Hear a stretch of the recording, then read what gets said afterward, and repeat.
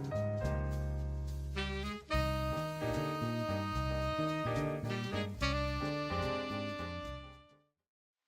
everybody. It is me, Briskzy, and today we are here talking about How Not to Summon a Demon Lord, Episode 2. I always forget the name of the series sometimes, but yeah. So this episode is basically picking up exactly where the manga is. Maybe I thought about the manga differently from last time, but wow, the beginning of this episode, I think I remember this in the manga. It's like there's a lot of people that do this, I think, in dojins and in hentais or like even comics where it's like where it's like your mind says no, but your body says yes. His hand was just touching both of their boobs, but his mind was saying no, so his body knows what it wants, and that was clearly entertaining. But same thing with after that they were discussing levels. This always happens. It reminds me of the what was it called?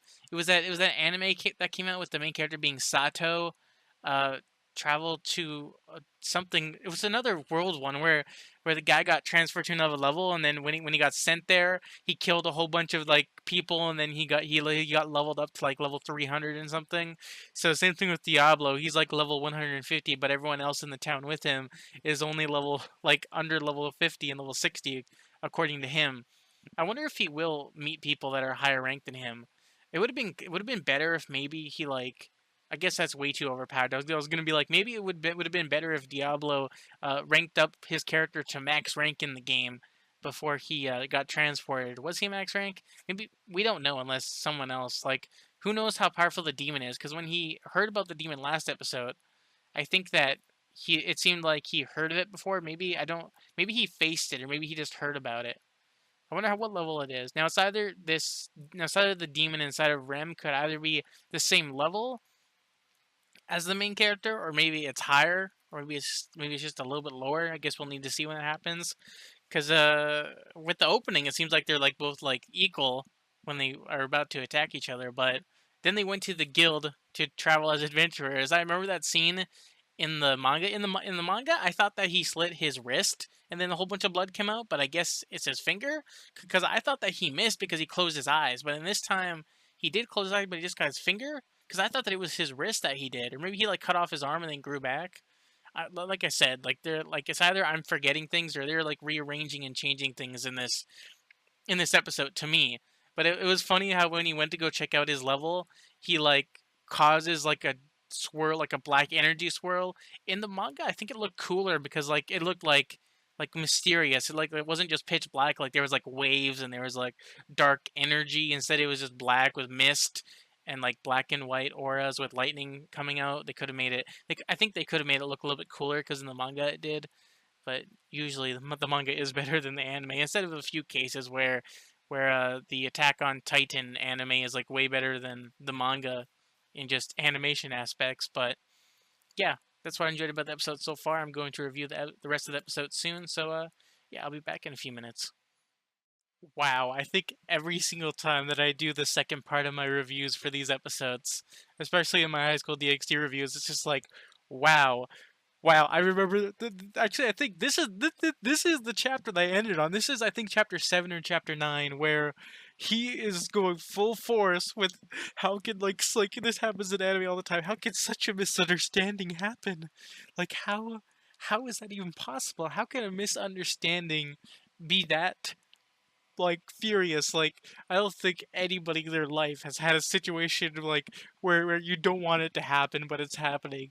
Like maybe if you trip and fall over or something like that might happen, but nothing that long where like he like falls over, he like he like she like pushes him on the ground onto the bed, and then he just starts like playing with her boobs, and then he starts playing with them so much that she says she feels weird. Even in the manga, she's about to squirt. She is about to squirt. That's definitely what was about to happen, even though that she's only 15. It's just like wait, but she's like an elf, so maybe like we don't even know how old she is. But along with that part, with that amazing scene of him doing that to the Opie, we had the part with him doing the quest that the guild leader gave him. The leader is also pretty cute, even though that it's just like a lolly lady. It reminds me of another character from Ari Ferretta that I mentioned before. Where it's like one of the characters is a lolly, just randomly there. But I like it how like he goes on this quest with them, and then and then he uses his powers again. It's the same thing where like they would know about his powers if they showed the scene where he showed them off when they first met, but like I said, they're just they rearranged things for the first episode and deleted some things, but now they're doing it full force because now they're showing every scene the way that they're showing it. But I'm really enjoying this so far, especially how like also if he's such a high level, wouldn't he be able to sense things?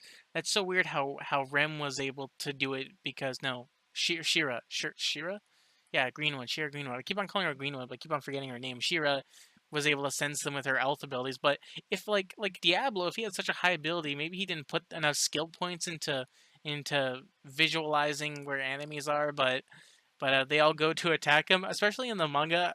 They didn't show the part, but when those arrows pierced him, he actually did feel that arrow. I think that when it was normal arrows, it didn't hurt, like he didn't feel anything.